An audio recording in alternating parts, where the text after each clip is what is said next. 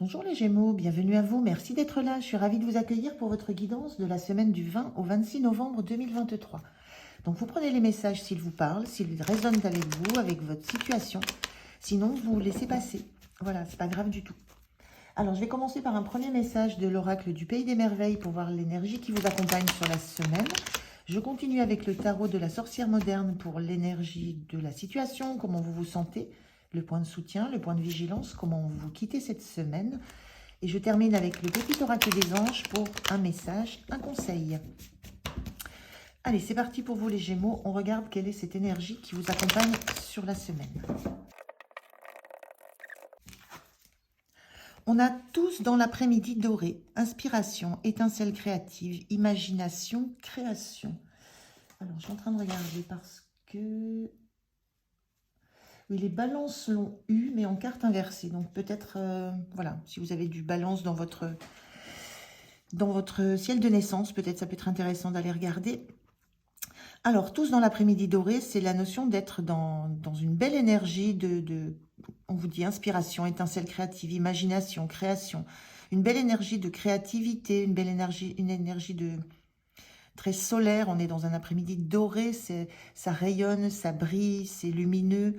Il y a des idées, il y a la notion d'avoir des idées, d'avoir envie de faire des choses, d'avoir envie de révéler ce qui vous passe par la tête, d'avoir envie de le mettre en peinture aussi, de le créer, de le rendre tangible.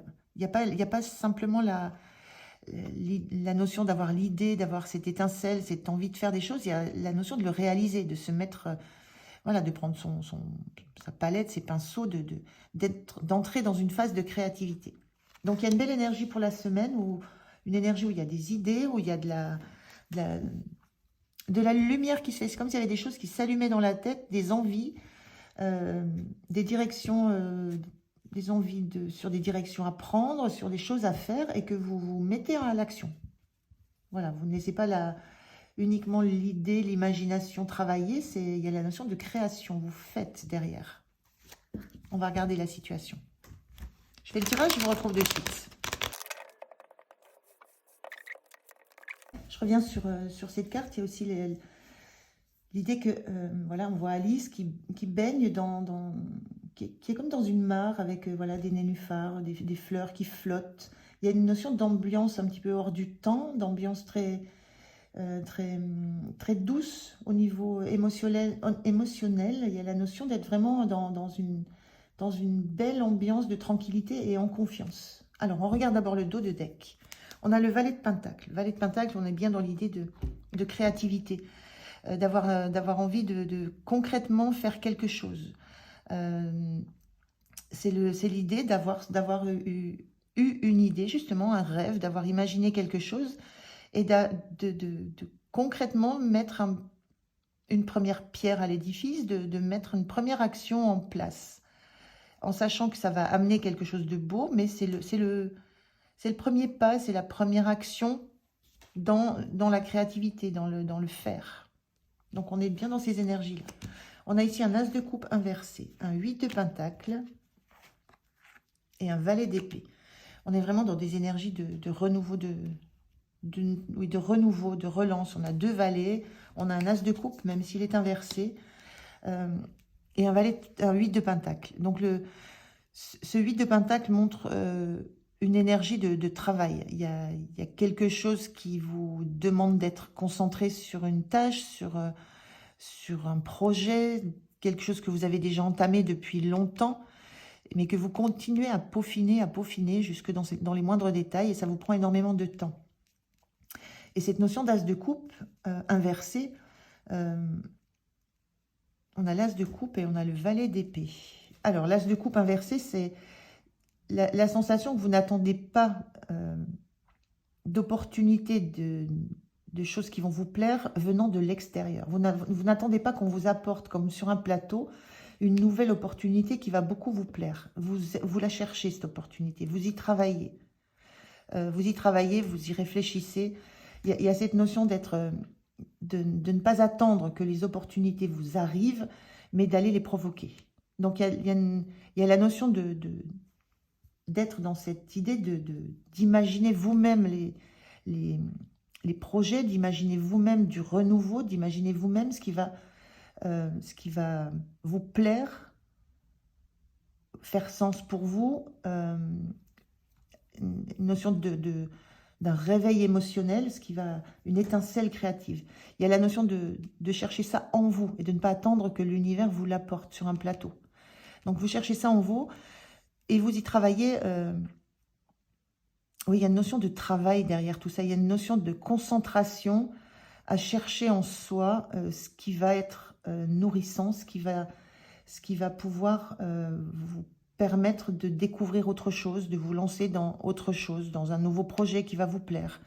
Donc il y a cette notion-là d'être à la tâche pour ça, de travailler pour ça.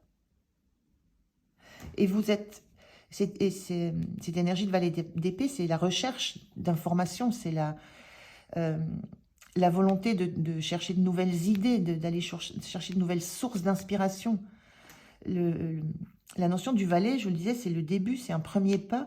C'est assez étrange parce qu'à la fois, on a une énergie de quelqu'un qui travaille énormément, qui est très centré sur la tâche à accomplir, qui a déjà beaucoup travaillé, et à la fois, il y a cette énergie de valet d'épée qui se laisse aller à toutes les pensées qui pourraient lui arriver. Donc moi, ce que je ressens, c'est que vous êtes dans une énergie où vous travaillez justement peut-être à vous libérer, peut-être d'une grande rigidité. Il y a cette notion-là dans le 8 de Pentacle, hein, c'est très, très orchestré, très arrangé. Il y a peut-être ce travail que vous faites sur comment libérer votre imagination, comment retrouver de l'inspiration. Ce valet d'épée, c'est ça aussi, c'est comment trouver l'inspiration, ou aller chercher les sources d'informations, chercher comment avoir une idée qui va amener à un projet. Et il y a quelque chose que vous cherchez à l'intérieur de vous, ça peut parler de travail intérieur, ça aussi, de travail sur soi. Donc je ressens plus qu'il y a une notion de travail intérieur sur vous, très profond, qui est entamé depuis longtemps, pour... je cherche le verbe pour apprendre à déclencher chez vous des nouvelles idées. On est, on est aussi dans l'esprit, dans le mental. Des nouvelles idées qui vont être productives. Comment déclencher des nouvelles idées qui vont vous plaire. Comment déclencher émotionnellement des nouvelles idées, des nouveaux projets. Et j'ai la sensation que c'est quelque chose que vous travaillez en vous. Alors, comment vous vous sentez? La lune inversée. Alors, ce que je ressens, c'est que s'il y a besoin de ce travail intérieur assez fort, assez puissant pour travailler sur le déclenchement des émotions, sur le déclenchement des idées, sur le déclenchement de l'inspiration, de cette étincelle créative, c'est ce que vous cherchez. Il y a cette notion que vous ne vous sentez pas suffisamment inspiré. Vous ne sentez pas que vous êtes suffisamment à l'écoute de vos ressentis, de vos intuitions. Parce que là, on est dans du travail méthodique. C'est comme si vous aviez besoin de chercher une méthode pour déclencher l'inspiration, pour déclencher l'intuition, le ressenti, l'étincelle, la nouvelle idée, la nouvelle information qui viendra de vous. Et la sensation, là, comment vous vous sentez, c'est... Vous sentez que vous n'êtes peut-être pas suffisamment à l'écoute de vos propres ressentis, de vos propres intuitions. Peut-être parce que il y a une notion de rationalité derrière ce 8 de Pentacle. Peut-être que vous essayez de rationaliser un peu trop le process. C'est un peu ça que je ressens. Le point de soutien, c'est la roue de fortune inversée. Le point de soutien, c'est que en fait, vous ne laissez pas le destin faire les choses. On le voit bien avec cet as de coupe inversé. Vous n'attendez pas que ce soit l'univers, le destin qui vienne vous apporter une solution, vous apporter une nouvelle opportunité qui va vous réjouir. Vous ne laissez pas vous ne laissez pas le destin tourner la roue seul. Vous prenez les choses en main. On le voit. Alors peut-être que c'est de façon trop terre à terre, trop pragmatique, trop rigoureuse. Mais il y a ce point de soutien que vous ne laissez pas les choses se faire sans mettre la main à la pâte. Vous avez besoin d'être dans ce travail, vous avez besoin d'être dans cette recherche de comment déclencher l'étincelle créative chez vous. Comment retrouver de l'intuition, comment retrouver de l'imagination, de la créativité. Il y a vraiment j'ai vraiment cette énergie-là. Et ce qui vous soutient, c'est que vous ne laissez pas le destin faire les choses seules. Vous êtes au travail sur ça. Vous travaillez pour ça. Alors peut-être qu'il y a quelque chose à réfléchir par rapport à cette sensation que vous ressentez de ne pas avoir suffisamment d'intuition, de ne pas avoir suffisamment de ressenti. Peut-être que le fait d'être attablé et attaché à peaufiner des façons de faire, des méthodes, de la méthodologie, peut-être qu'à un moment, il faudrait juste vous poser, voilà, sans être au travail quelque part, pour laisser les choses remonter tranquillement. Le point de vigilance, on a cette cavalière de bâton qui est inversée. Cavalière de bâton, quand elle est bien aspectée, c'est quelqu'un qui a justement de l'idée, de la créativité, qui fonce dès qu'elle a... Voilà, qui réfléchit, qui fonce, qui agit, qui fait et qui réfléchit ensuite. Là, cette cavalière de bâton, elle est inversée. Donc, moi, le point de vigilance, peut-être, ça serait justement de vous laisser aller. Et il y a la notion d'agir et de réfléchir. Point de vigilance, c'est de ne pas trop vous freiner. De ne pas trop vous réfréner dans ces idées que vous pouvez avoir, dans ces passions que vous pouvez avoir. C'est la notion de ne pas trop réfléchir, justement, de ne pas trop réfléchir. Vous êtes vraiment dans un travail de réflexion, d'analyse, vous allez jusque dans les détails. Et le point de vigilance, c'est peut-être de ne pas freiner mais justement vos envies, vos étincelles, votre créativité. De foncer dès qu'il y a quelque chose qui vous vient en tête et de ne pas essayer non plus de trop le rationaliser, de trop le mettre déjà en plan. Il y a quelque chose de cet ordre-là, il y a une notion de spontanéité que vous ne devez pas laisser derrière vous, que vous devez être au premier plan.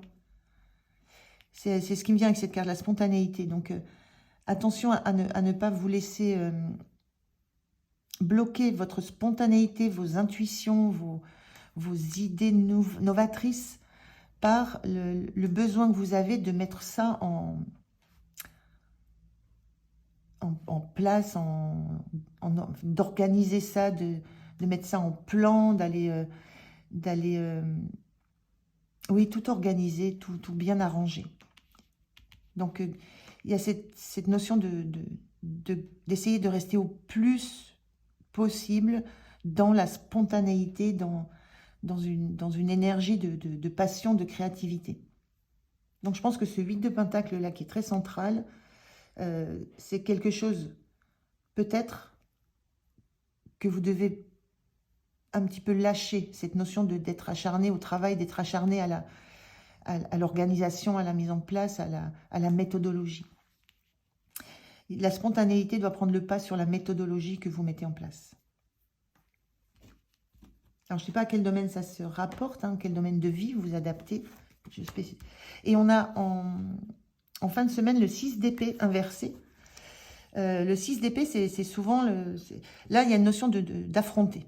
Vous ne fuyez pas les problèmes, vous ne fuyez pas ce qui vous met mal à l'aise, vous ne fuyez pas ce qui est difficile à regarder en face pour vous. Il y a quelque chose mentalement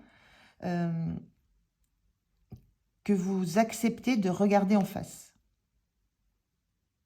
Par rapport peut-être à votre besoin de planifier tout, d'organiser tout, alors que quand on est dans cette notion d'avoir besoin de créativité, d'imagination, ben c'est ça qu'il faut lâcher.